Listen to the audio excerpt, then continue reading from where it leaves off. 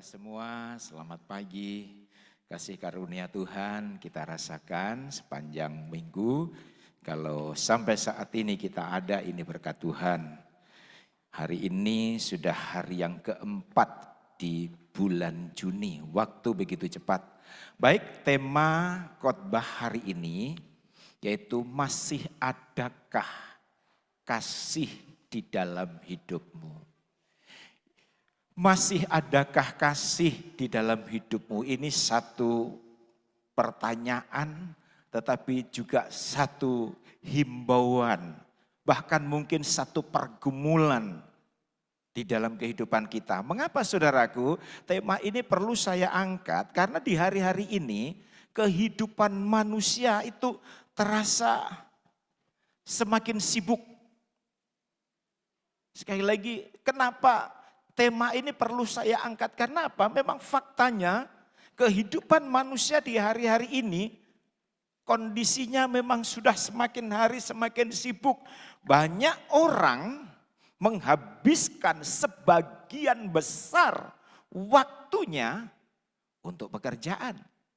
Banyak orang menghabiskan sebagian besar waktunya untuk kegiatan rutinitas, untuk tugas-tugasnya. Dan memang itu tidak salah karena memang kita masih ada di dalam dunia ini. Bahkan pernah saya mendengar ada seorang bilang begini sama saya, Om, sepertinya satu hari 24 jam itu sepertinya kurang. Kondisi-kondisi seperti inilah saudaraku yang membuat orang sudah kurang lagi berinteraksi dengan orang lain. Bahkan orang tua pun saudaraku sudah kurang komunikasi dengan anak-anaknya. Karena apa? Orang tua waktunya sudah habis untuk pekerjaannya. Orang tua waktunya sudah habis untuk kegiatan-kegiatan setiap hari. Untuk tugas-tugasnya. Bahkan ada orang tua kalau berangkat kerja, anak masih tidur. Waktu pulang kerja, anak sudah tidur. Nah, ini saudaraku, kondisi seperti inilah yang perlu kita antisipasi. Karena apa? Kalau kondisi seperti ini terus-menerus terjadi di dalam kehidupan kita, dalam rumah tangga kita, tidak menutup kemungkinan saudaraku, kehidupan kita adalah kehidupan yang egois. Sudah tidak peduli lagi dengan orang-orang di sekitar kita. Karena apa? Kita sibuk dengan kebutuhan kita sendiri. Kita sibuk dengan apa yang harus kita kerjakan. Sehingga tidak memikirkan orang-orang di sekitarnya. Nah, itulah sebabnya tema ini perlu saya angkat. Masih adakah kasih di dalam hidup kita? Nanti kita akan jabarkan saudaraku. Berbicara tentang kasih saudaraku, bukan hanya kasih kepada Tuhan. Memang saudara, itu yang terutama. Dan memang salah satu tanda kedatangan Tuhan kali yang kedua, yaitu ini. Kalau saudara melihat di dalam Matius pasal 24, mulai dari ayat yang ke-3 sampai ayat yang ke-24 di sana. Ketika Tuhan Yesus duduk di Bukit Zaitun, murid-murid bertanya, Yesus, bila mana engkau datang kedua kali? Dan apa tanda-tanda kedatanganmu? Kita lihat ayatnya di dalam Matius pasal 24 saudaraku, ayat yang ketiga. Matius pasal 24 ayat yang ketiga.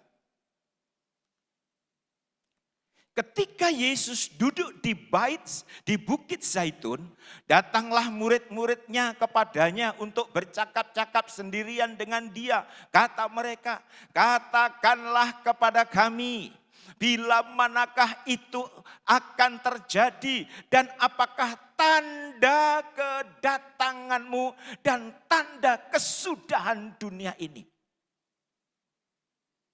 Kalau saudara teliti dengan baik ayat ini, mulai dari ayat 4 sampai ayat 14, Yesus memberikan 15 tanda-tanda sebelum dia datang kedua kali. Yesus memberikan beberapa peristiwa-peristiwa yang akan terjadi sebelum kesudahan dunia ini. Dan salah satunya, saudara, yaitu ayat yang ketiga. Di mana salah satunya yaitu ayat yang ke-12. Coba kita perhatikan ayat yang ke-12. Dan karena makin bertambahnya kedurhakaan, maka kasih kebanyakan orang akan menjadi dingin. Dari 15 tanda yang diberikan oleh Tuhan, dari peristiwa-peristiwa yang terjadi sebelum kiamat, sebelum kesudahan dunia ini, salah satunya kasih manusia akan menjadi dingin. Nah, itulah sebabnya kembali seperti yang saya katakan tadi.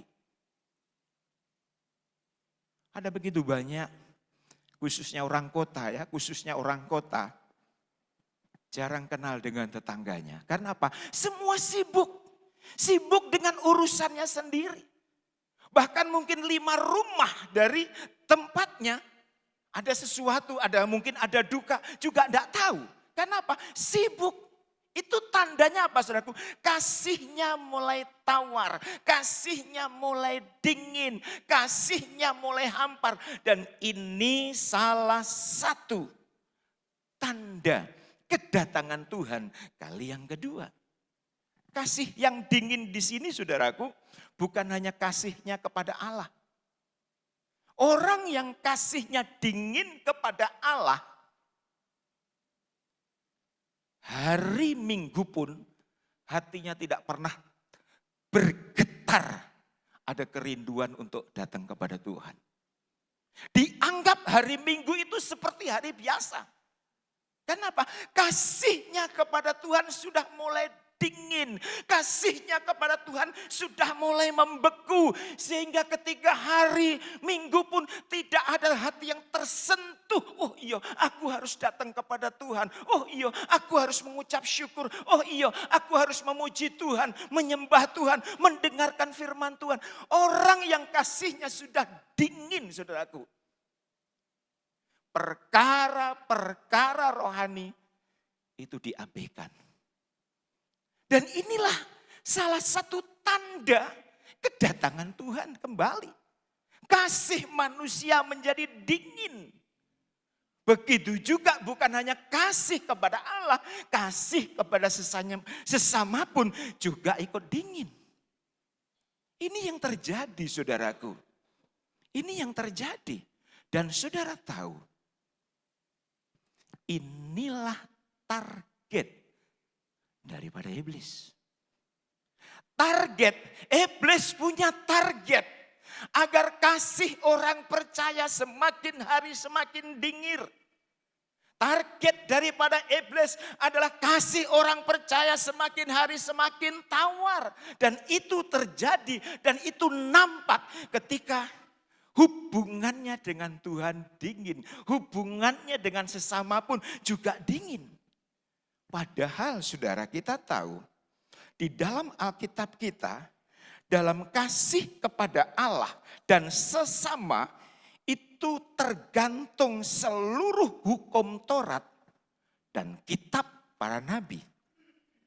Artinya apa? Seluruh hukum Taurat dan semua kitab para nabi jika diringkas, saudara, itu hanya 2 hukum.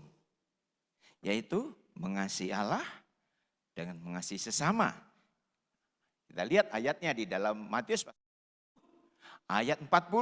Pada kedua hukum inilah tergantung seluruh hukum Taurat dan kitab para nabi. Jadi seluruh hukum Taurat dan seluruh kitab para nabi jika diringkas, saudaraku, hanya 2. Mengasihi Allah segenap hati, segenap jiwa, dan mengasihi sesama seperti diri kita sendiri. Jadi saudara, kalau saudara menemukan ada teman, ada sahabat, ada orang, kalau dulunya begitu setia kepada Tuhan, dulunya begitu antusias datang ke gereja, begitu semangatnya datang ke gereja, datang beribadah, kok sekarang tidak pernah muncul. Saudara tidak usah heran, mereka ini sementara menggenapi firman Tuhan. Kasihnya mulai turun. Dan inilah yang diharapkan oleh iblis. Inilah yang diinginkan dan inilah target daripada iblis. Ketika kasih orang percaya itu dingin. Dua hal ini yang terjadi. Kasihnya kepada Allah dingin. Kasihnya kepada sesama pun juga dingin. Dulu mungkin dia memiliki kepekaan sosial yang tinggi.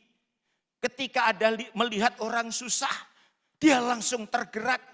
Ketika melihat ada orang yang sedih, dia langsung tergerak menghibur. Artinya apa? Kepekaan sosialnya begitu tinggi. Dia begitu prihatin. Dia begitu mudah tersentuh hatinya ketika melihat orang lain sedih. Ketika melihat orang lain kekurangan. Tetapi kok akhir-akhir ini ya itu urusannya dia sendiri. Artinya apa? Kasih kepada sesama pun sudah mulai dingin. Nah, kalau hal-hal ini tidak segera kita sadari. Kasih kita kepada Allah dingin. Kasih kita kepada sesama dingin saudaraku. Dipastikan kita sudah tidak akan ada lagi kepekaan terhadap jeritan orang lain.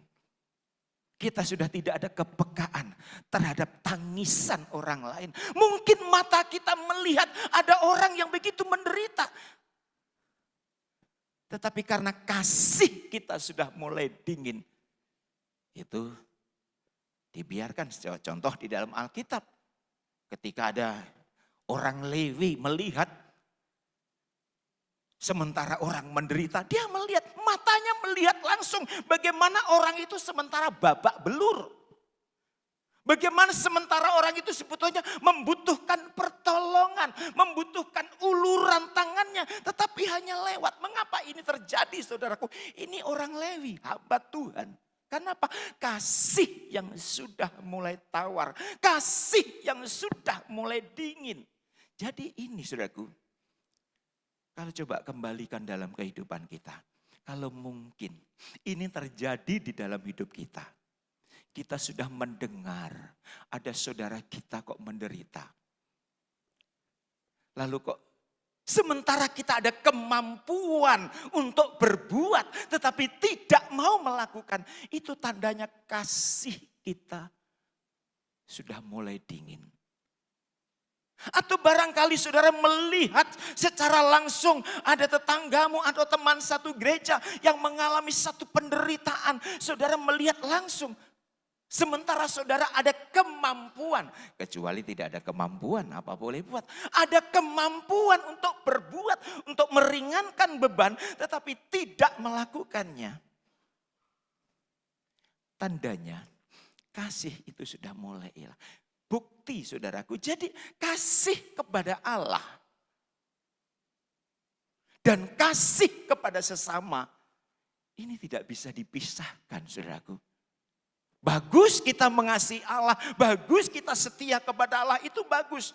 Tetapi saudaraku, alangkah indahnya kasih kita, kesetiaan kita, ketaatan kita kepada Allah juga kita buktikan, kita lengkapi, kita juga mengasihi sesama. Itu sungguh dahsyat. Nah, kita akan melihat satu contoh saudara. Bagaimana ada seorang anak Tuhan. Dia memiliki hubungan yang begitu manis dengan Tuhan. Dia memiliki hubungan yang begitu harmonis dengan Tuhan. Dia selalu mentaati firman Tuhan. Walaupun sepertinya firman itu tidak masuk akal. Tetapi dia ikut apa yang Tuhan mau. Itulah sebabnya tidaklah heran. Tuhan melantik dia.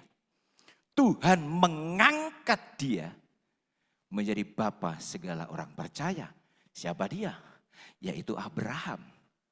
Karena apa saudaraku? Kok sampai Tuhan melantik, mengangkat Abraham menjadi bapa orang percaya? Karena apa? Dua hal ini. Abraham bukan hanya memiliki kasih terhadap Allah.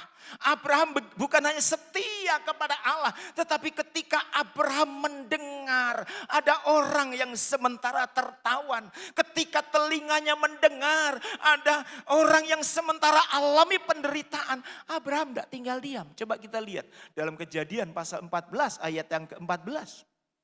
Ketika Abraham mendengar bahwa anak saudaranya tertawan, maka dikerakannyalah orang-orangnya yang terlatih, yakni mereka yang lahir di rumahnya. 318 orang banyaknya, lalu mengejar musuh sampai ke Dan. Awalnya Abram dan Lot, saudaraku, itu sama-sama keluar dari Haran. Tapi karena mereka diberkati Tuhan, kambing dombanya begitu banyak. Sehingga apa? Sering gembala-gembala Abraham dan gembala-gembala Lot berkelahi.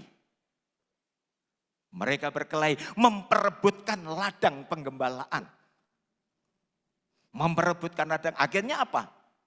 Daripada hubungan keluarga semakin tidak bagus, mereka berpisah.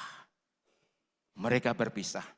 Ketika mereka berpisah, satu saat Abraham atau Ibrahim mendengar kalau Lot itu ditawan oleh musuh. Apa tindakan Abraham atau Abram?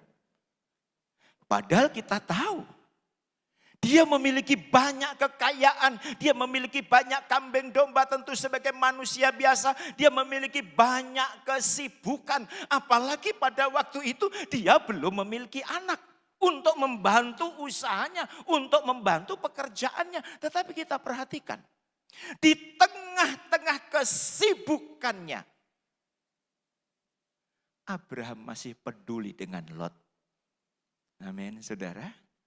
Abraham masih peduli, Abraham prihatin, Abraham tidak mau Lot terbelenggu, Abraham tidak mau Lot terpenjara, Abraham tidak mau Lot tertawan. Sehingga dia mengerahkan orang-orangnya yang hebat untuk merampas kembali Lot. Dan akhirnya berhasil. Disinilah yang Tuhan inginkan, saudaraku. Ayo. Puji Tuhan, saya sangat senang dan saya sangat bangga punya jemaat seperti saudara. Begitu setia kepada Tuhan. Itu bagus, hubungan saudara dengan Tuhan bagus. Itu puji Tuhan dan itu kebanggaan seorang gembala. Tetapi menjadi pertanyaan, sudahkah kita juga peduli kepada orang lain? Ayo.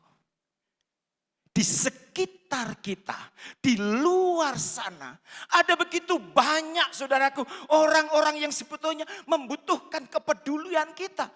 Mungkin bukan uang, saya tidak punya uang dan saya tidak berbicara tentang uang juga. Tetapi saudara, mereka membutuhkan kesaksianmu. Amin, saudara. Mereka membutuhkan inspirasi darimu. Mereka membutuhkan nasihat-nasihatmu. Mereka membutuhkan firman yang setiap minggu saudara dengar di tempat ini. Coba bagikan kepada mereka. Itulah sebabnya. Kenapa? Sering saya katakan dari tempat ini, kenapa suami istri warta jemaat saya kasih dua. Tujuannya apa? Agar yang satu untuk saudara, yang satu bisa dibagikan ke orang lain. Itu tujuan pokoknya saudaraku. Sebetulnya untuk satu keluarga cukup satu. Tetapi itulah kenapa saya rindu saudara dapat mengambil dua. Kenapa? Agar warta jemaat ini menjadi saluran bagi berkat lain. Pernah saya katakan di tempat ini. Kami punya jemaat di Talaut. Saudaraku, dia dapat satu. Tapi apa yang dilakukan oleh anak Tuhan ini? Dia fotokopi. Dia fotokopi, saudaraku. Setelah difotokopi banyak, Anak dagangnya yang dari pulau-pulau, anak dagangnya yang dari kota, dari desa-desa lain. Kalau setelah belanja, ini bawa pulang, ini bawa pulang, ini bawa pulang. Ini saudaraku. Jadi kita mau belajar. Dan sekali lagi saya bangga saudara begitu setia kepada Tuhan. Tetapi mari, di luar sana ada begitu banyak orang yang membutuhkan kepedulianmu. Saya ada satu video saudaraku. 1 menit setengah. Coba bisa ditayangkan. Ini bisa membawa inspirasi bagi kita. Mungkin saudara sudah lihat video ini.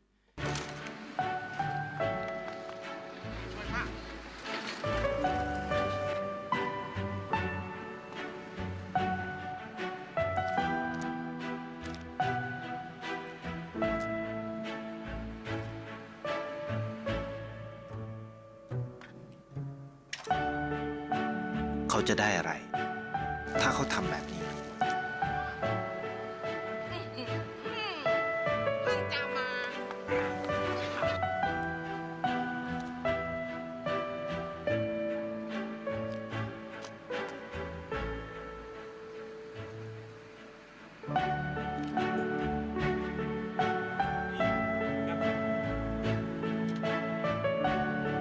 แค่รู้จัก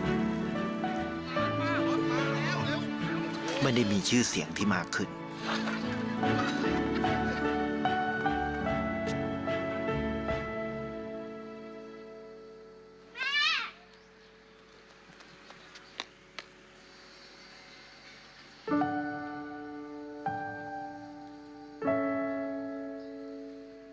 Berkat bantuan orang itu anaknya jadi เพ sekolah. ราะสิ่งที่เขาได้ คือได้แค่ ความรู้สึก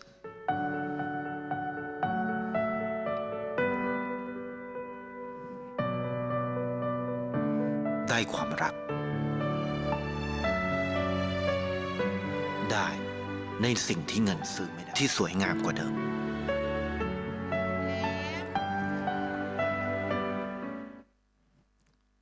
Baik saudara, hal ini bisa kita temui setiap saat.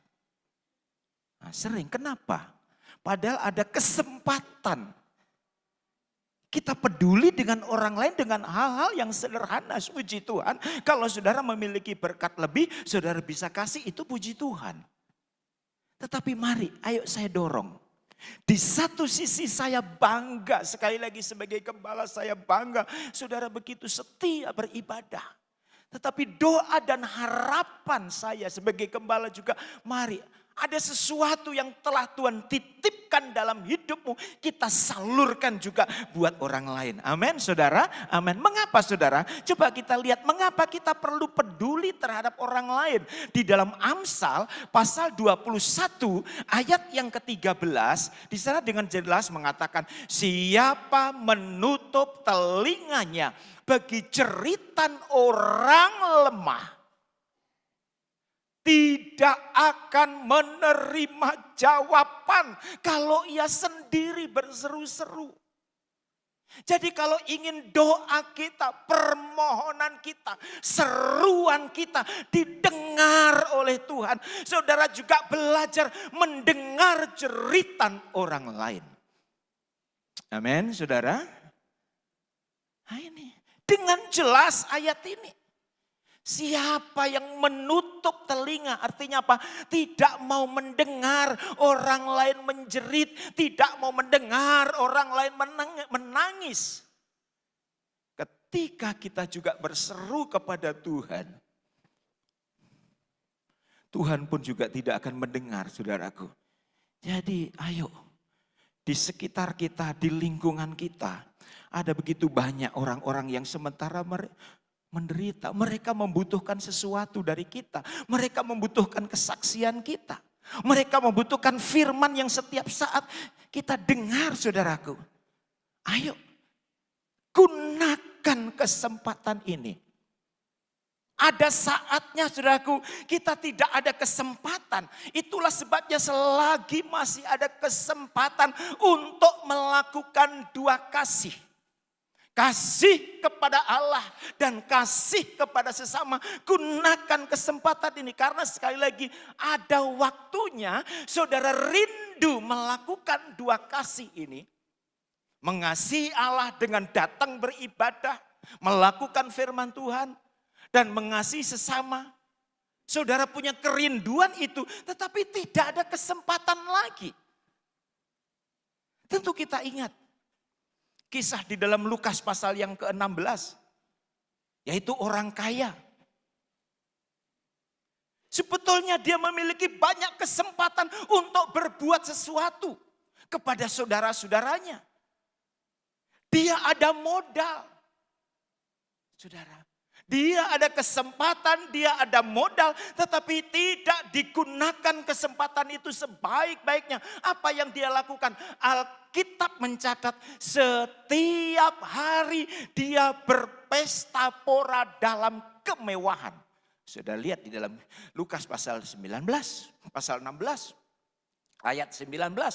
Orang kaya ini setiap hari berpesta pora. Artinya apa? Fokusnya hanya untuk diri sendiri. Sentralnya hanya untuk diri sendiri. Tidak peduli dengan keluarganya. Tidak peduli dengan orang lain.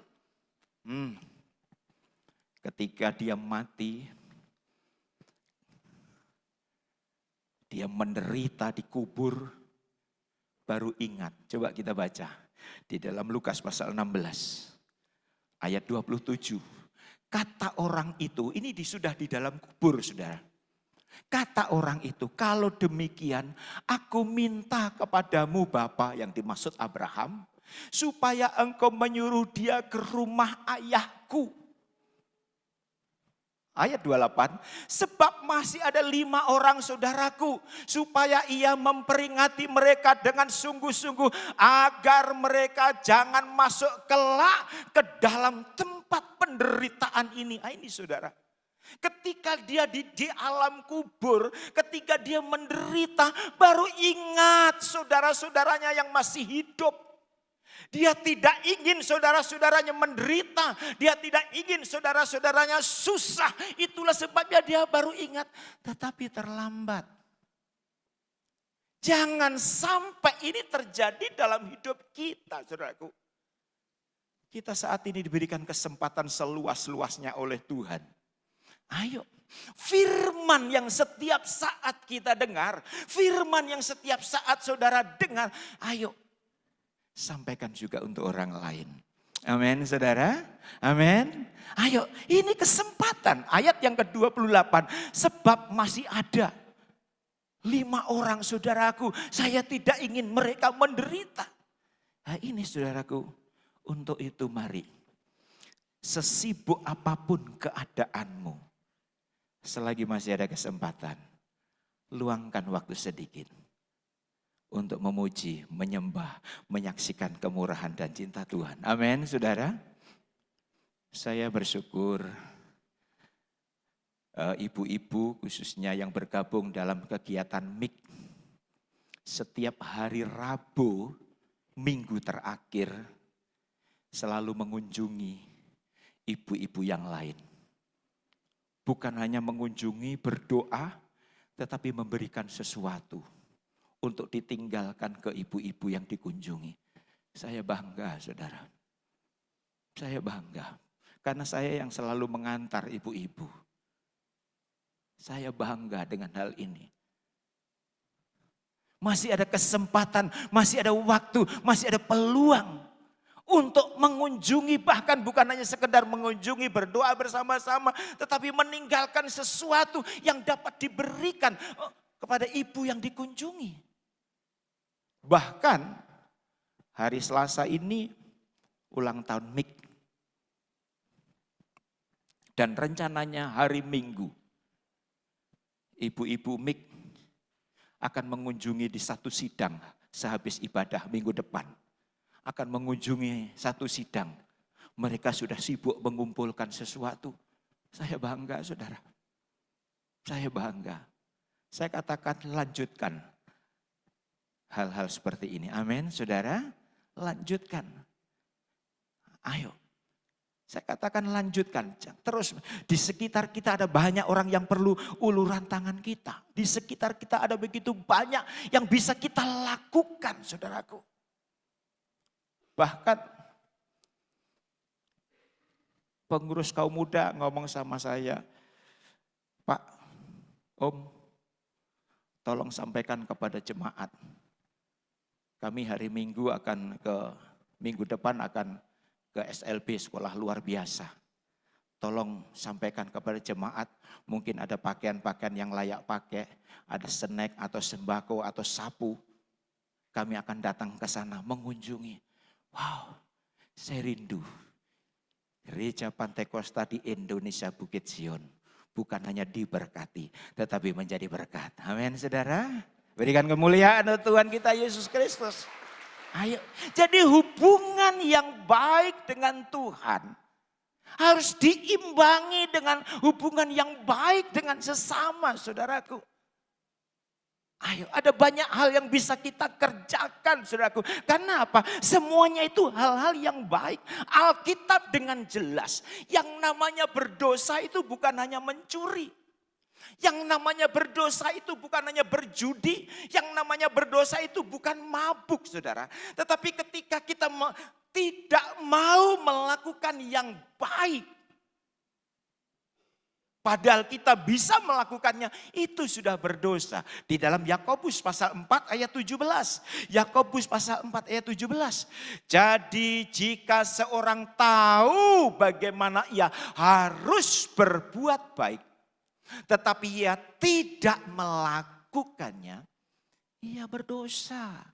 Jadi yang namanya berdosa bukan hanya saudara mencuri, berjudi, menipu dan sebagainya. Bukan, memang itu juga dosa. Tetapi ketika kita tahu berbuat baik, tahu menolong orang lain, tahu mendengar jeritan orang lain, lalu kita peduli, lalu kita tidak melakukannya, Alkitab katakan itu berdosa.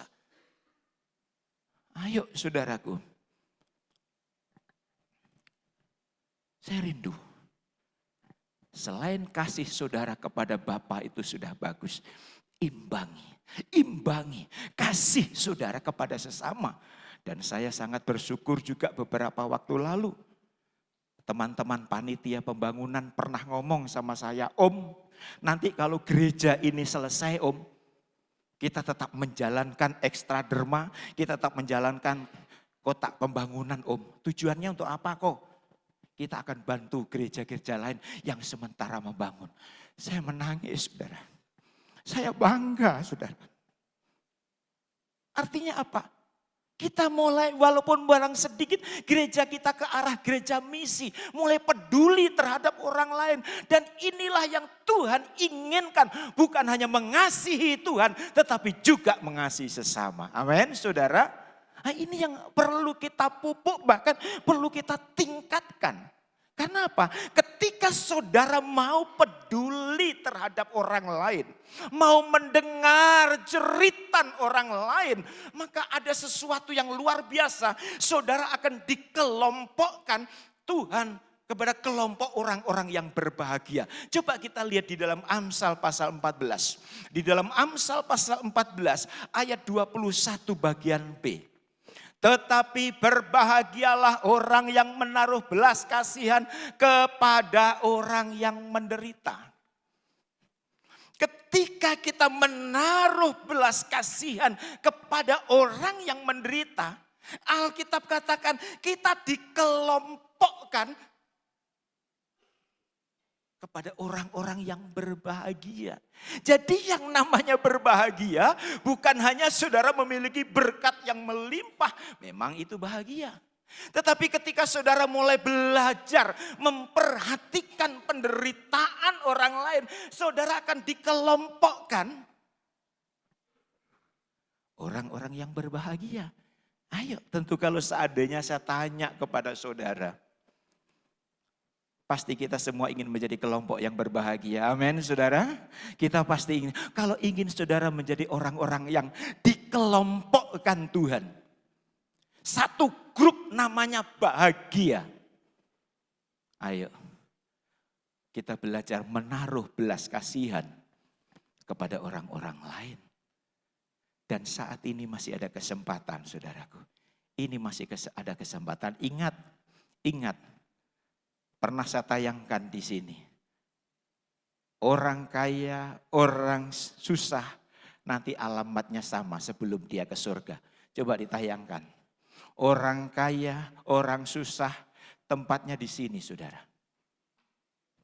Sadar apa enggak? Seberapa banyak kekayaanmu, seberapa banyak hartamu, kita nanti tempatnya sama. Mau sombong apa, saudara? Untuk itu selagi masih ada kesempatan. Selagi masih ada kesempatan, silahkan pemain musik. Selagi masih ada kesempatan, kasih kita kepada Allah. Kita jabarkan, kita praktekkan. Juga mengasihi sesama kita. Amin, saudara. Ayo selagi masih ada kesempatan. Selagi masih ada waktu. Gunakan kesempatan ini sebaik-baiknya. Karena satu saat kita ingin melayani. Karena satu saat ingin bersaksi. Tetapi sudah tidak ada kesempatan lagi. Aduh kasihan, saudaraku. Ayo kesempatan yang Tuhan berikan. Gunakan selagi masih ada waktu. Saya katakan sama ibu-ibu, lanjutkan program ini.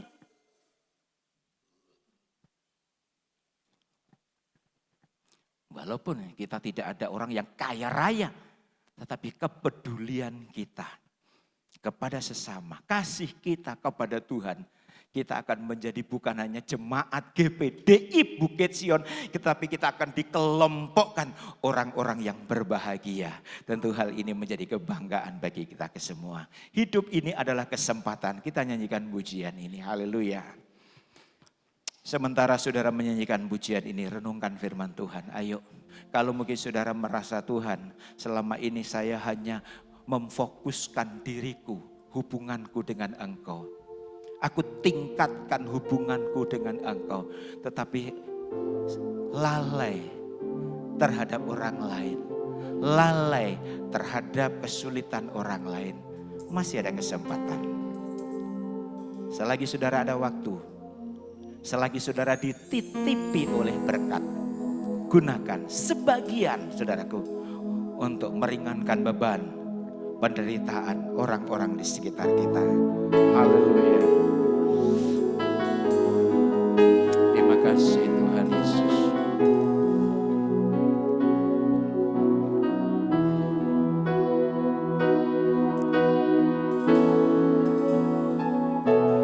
Hidup ini adalah kesempatan. Hidup ini untuk melayani Tuhan. Jangan sia-siakan apa yang Tuhan beri. Hidup ini hanya sementara. Hidup ini adalah kesempatan. Hidup ini untuk melayani Tuhan. Jangan sia-siakan apa yang Tuhan beri. Hidup ini harus jadi berkat. Oh Tuhan, pakailah hidupku selagi aku masih kuat. Bila saatnya nanti ku tak berdaya lagi, hidup ini sudah jadi berkat. Oh Tuhan, pakailah hidupku selagi aku masih kuat. Bila saatnya nanti ku tak berdaya lagi, hidup ini sudah jadi berkat. Haleluya, haleluya. Hidup ini adalah kesempatan hidup ini untuk melayani Tuhan. Jangan sia-siakan apa yang Tuhan beri. Hidup ini hanya sementara. Oh Tuhan, oh Tuhan, pakailah. Mari saudara, sejemput kita semua bangkit berdiri. Selagi aku masih kuat, bila saatnya nanti ku tak berdaya lagi, hidup ini sudah jadi. Oh Tuhan, saya mengundang para pelayan untuk maju ke depan, berjongkok, dan saya minta Bapak Marlon Pangalila berdoa untuk firman Tuhan. Aku masih kuat Bila saatnya nanti ku tak berdaya lagi, hidup ini